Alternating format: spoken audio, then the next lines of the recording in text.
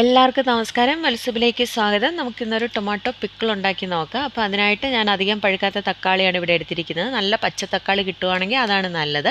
അപ്പോൾ പാൻ ഒന്ന് ചൂടായി കഴിയുമ്പോഴത്തേക്കിന് ഞാൻ കടുകെണ്ണ അല്ലെങ്കിൽ നല്ലെണ്ണ യൂസ് ചെയ്യാം. കടുകിട്ട് പൊട്ടി കഴിയുമ്പോൾ ഇപ്പോൾ ചേർത്തിരിക്കുന്നത് ഇഞ്ചി പേസ്റ്റും വെളുത്തുള്ളിയും കൂടിയാണ്. വെളുത്തുള്ളി 3-4 ചെറിയ കഷ്ണങ്ങളായിട്ട് അരിഞ്ഞതാണ്. പച്ചമുളക് ഒരു 5-6 പച്ചമുളക് കീറിയിടുക. ആവശ്യത്തിന് കറിവേപ്പില ചേർക്കുക. ഒന്ന് മിക്സ് ചെയ്തതിന് ശേഷം നമുക്ക് അരിഞ്ഞു വെച്ചിരിക്കുന്ന തക്കാളി, അതായത് 4 കഷ്ണങ്ങളായിട്ടായിരുന്നു ഞാൻ ഓരോ തക്കാളി അരിഞ്ഞത്. അപ്പോൾ അതൊന്ന് ചേർത്ത് കൊടുക്കാം. നല്ല പച്ച തക്കാളി ആണെങ്കിൽ അതാണ് ഒന്നും കൂടി നല്ലത്.